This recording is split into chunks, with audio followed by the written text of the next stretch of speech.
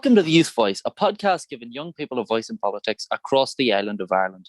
Today we're having quite a different episode. We're having a discussion with young people from across the country to talk about young people in politics. So we're joined by Seán, who's a member of the Social Democrats. We're joined by Oisín, who's a member of Sinn Féin. We're joined by Inez, who's a member of the SDLP, and we're joined by Eoin, who's also in the Social Democrats. Now, they're not representing their parties; they're just here, and they're all members of their parties, but they're not really representing. They're just here to talk about politics. So I suppose we'll get straight in. So first of all, thanks for all coming on. But what I want to talk about is, are young people respected in politics, and are our voices properly heard? So I'm going to put that down, and one of you can kind of jump in. I'll start off. I can't speak for everyone in every party, or I can't even speak for everyone in my own, but in my personal experience within my party, I have always felt as though my opinion as a young person was valued, even though I couldn't say vote for the party, and I didn't ever feel as though I was pushed aside and just being like, oh, he's just a kid, what does he know? But at the same time, more recently, I was trying to put my name down for European Citizens Initiative, and I noticed that after putting in the form for the third time, because those tests that you're not a robot are more difficult than they look, it then came up that I wasn't old enough to do it, even though it was something that it would still affect me. And it kind of just shows that there is a wider culture within politics, not just in Ireland, where young people's opinions are often pushed aside because, quite simply, they can't vote.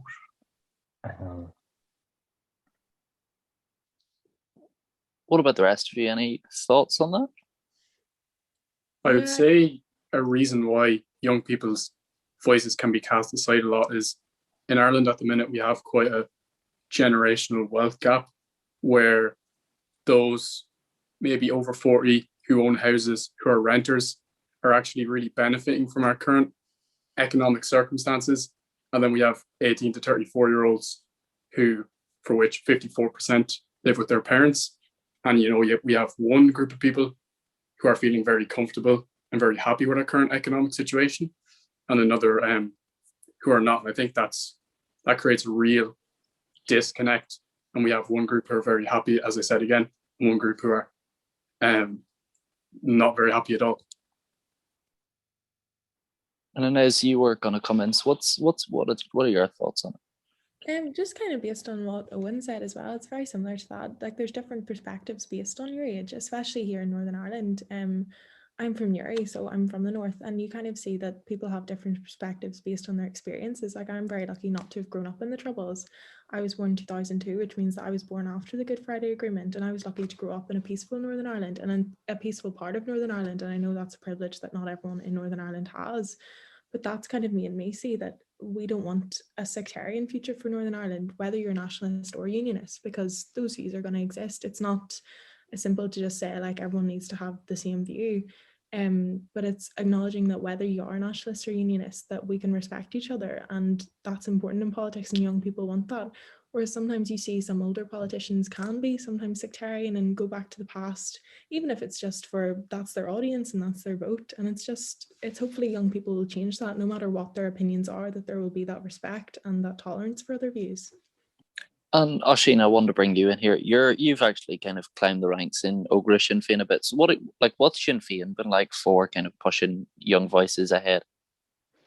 I think Sinn Féin is a brilliant party for young people who want to join. I'm sure it's like, I'm not saying this as a shinner. I'm sure it probably is the same with most parties, or every party, not just in Ireland, but around Europe. I think young people, and correct me if I'm wrong, I think we have a tendency to overplay the degree to which we're treated negatively in politics. I think most people value and listen to our views. And I think where our actual focus should be on the issues that not only face young people, but that face society as a whole. For example, what we should be discussing as young people is not how we are treated, but how groups are treated in society, whether that be minorities.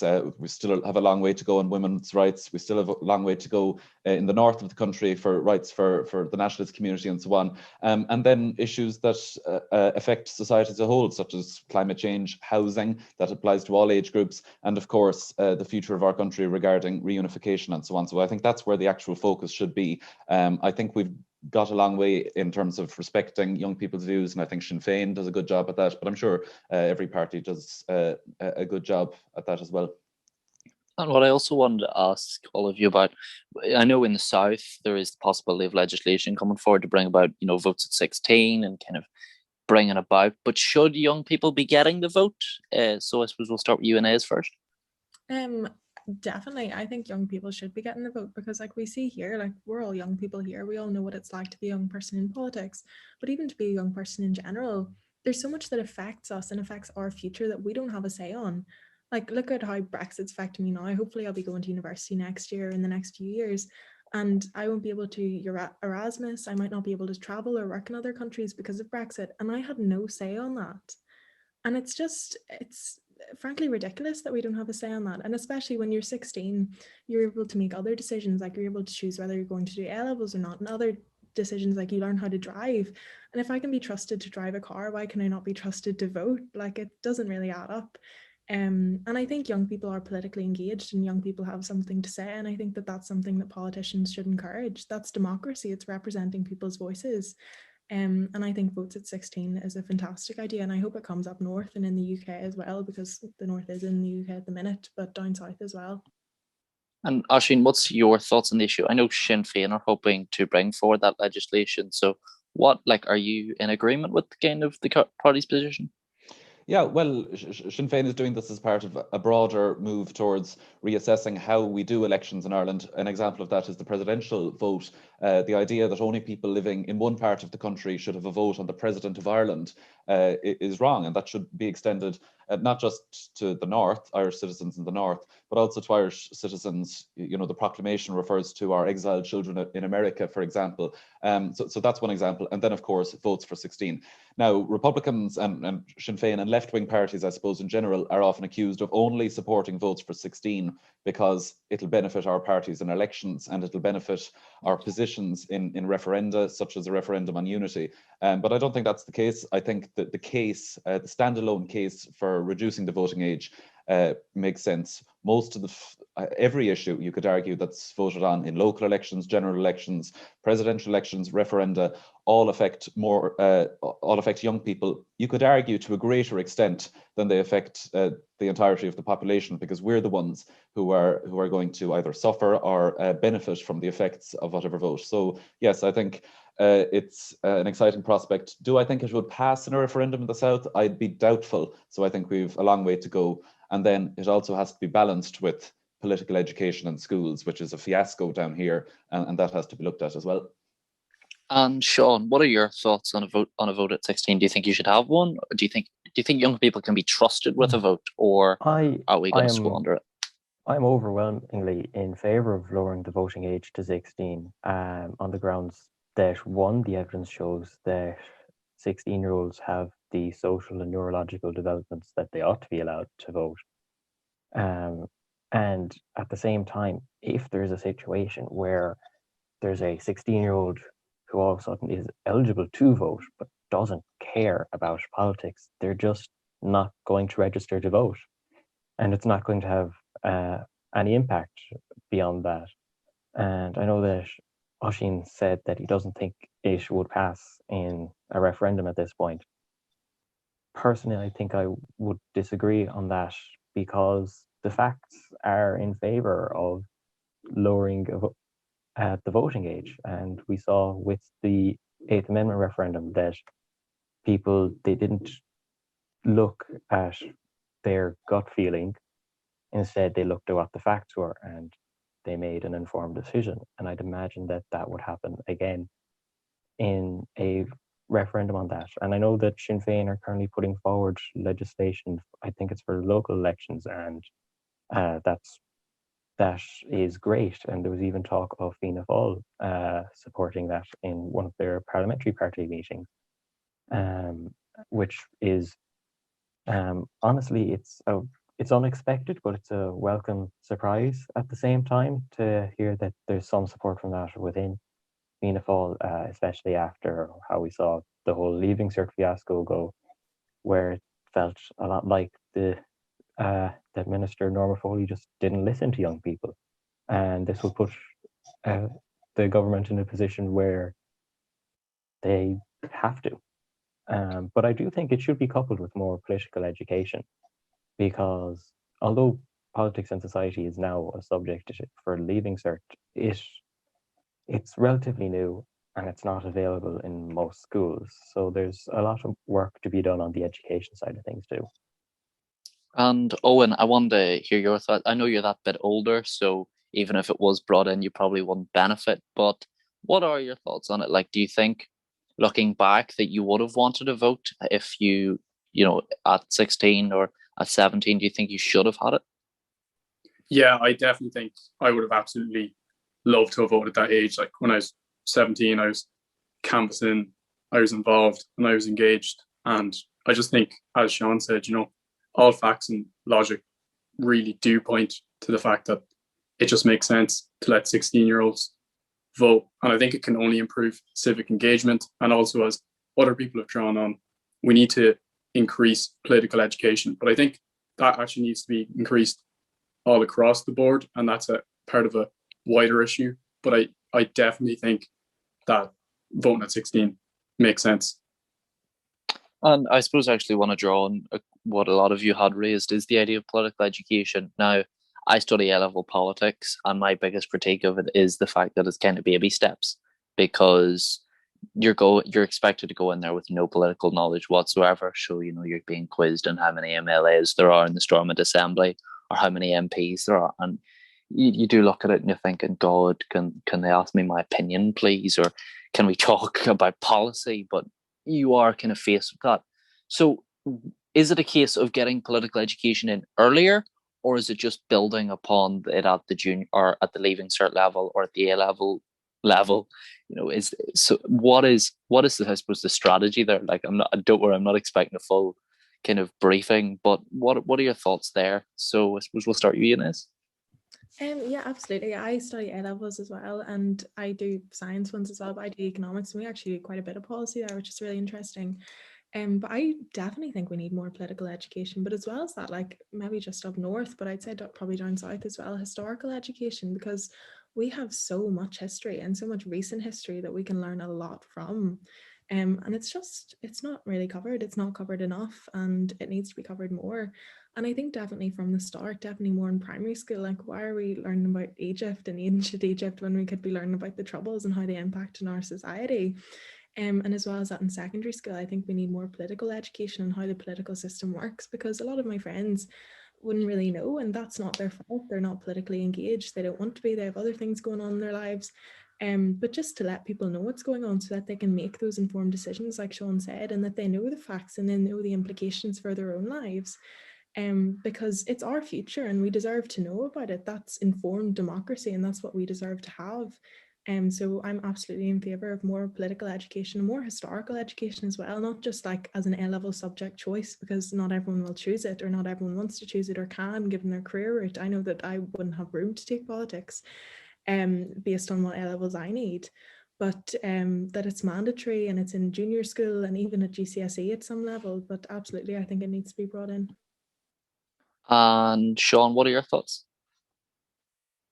Yeah, I think it's certainly important that you start with political education from a younger area. Like at the moment, and for last while anyway, there was CSP in for the junior cert, but that's one class a week, which isn't enough, and it's a very bare bones curriculum.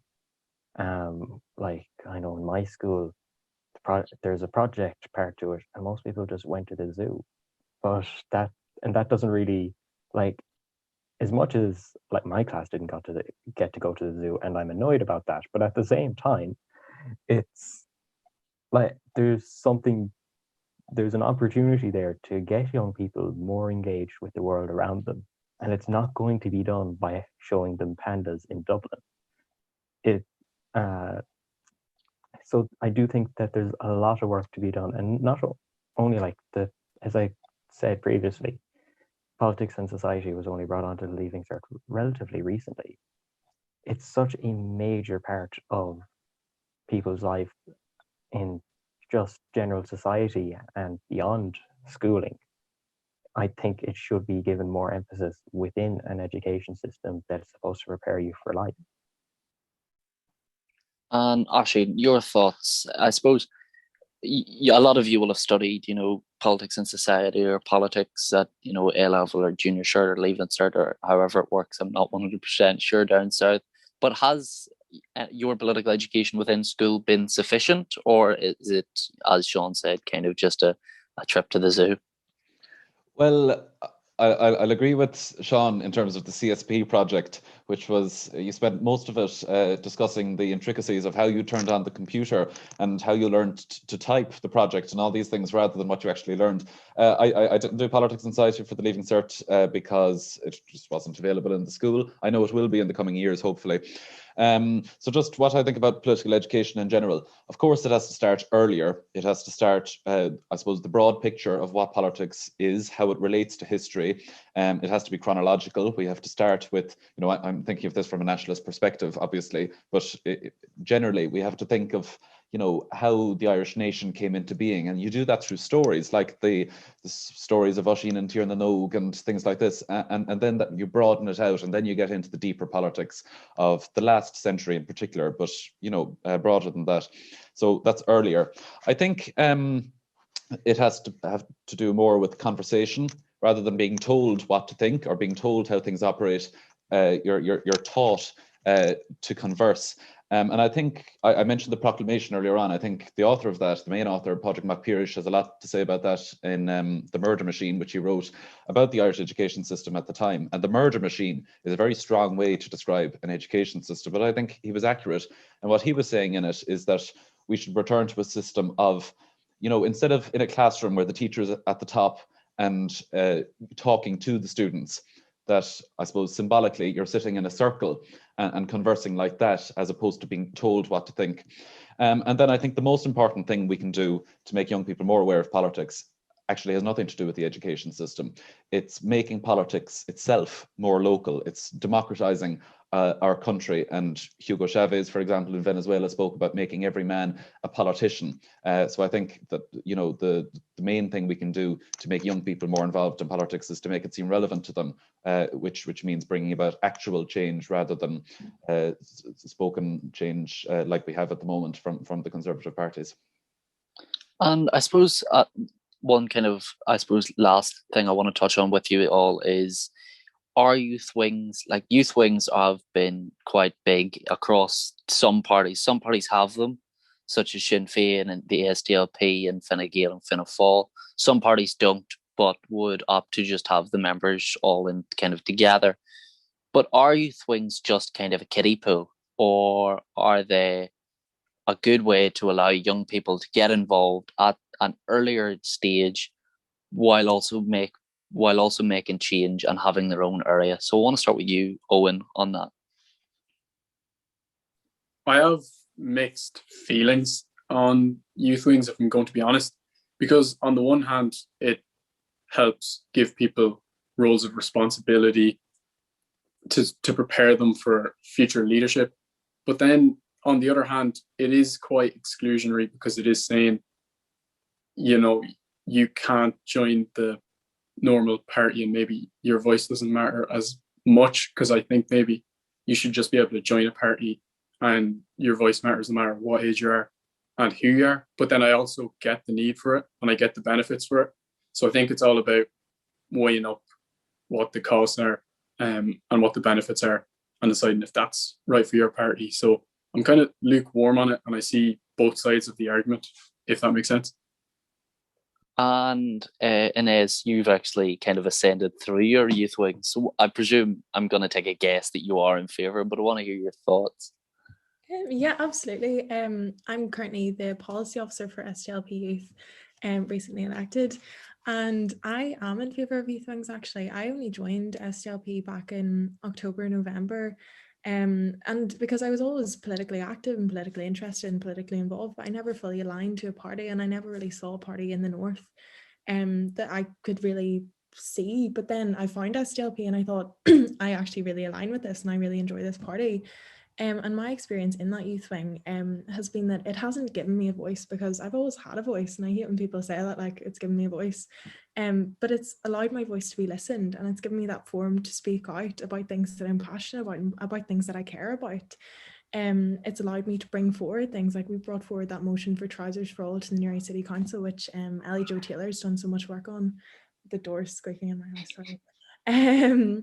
And it's allowed me to really be heard and to bring things forward, and like you said, to have those roles of responsibility. Like, I'm policy officer now, and that is a big responsibility, but it's something that I enjoy to take on, because I get to work on policy, I get to work with people and engage in our members and to make our policy better and to advance it, because there's improvements to be in every political party, and I think everyone here today will admit that and say that. But I really like youth wings, and I think they're a great opportunity. I do think, however, there needs to be certain safeguarding in place, because youth wings are for young people.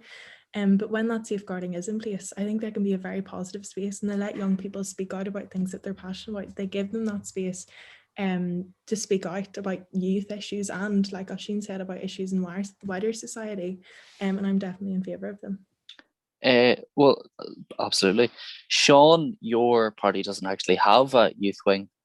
So what are your thoughts on it? I like, there is an argument on both sides of things. I would say that if it's done right, it can definitely be a good thing. But at the same time, it can be used to just push the younger members to the sides and just disregard their opinions. I think that it would be best if a youth wing of a party is more aligned to the party and acts more independently. That way they can't just be used as, oh, you don't go in the main party, you go here. It should be an and, not an or. But at the same time, I have said before that I have always felt as though my opinion was valued within my own party. But I can definitely see why people would want to have a youth wing, because sometimes it can be intimidating to go in front of people who are like maybe 3 times your age, if not more in some cases. And there's that. So there's certainly a reason why people would feel like it's important to have a space for younger people. But at the same time, we do see issues with some youth wings, such as, I think it's Young Fine Gael, where their maximum membership age is 35. And I find it just a bit weird that if you're going to group people based on age, you would have, say, I think Simon Harris, and then also me in the same category. I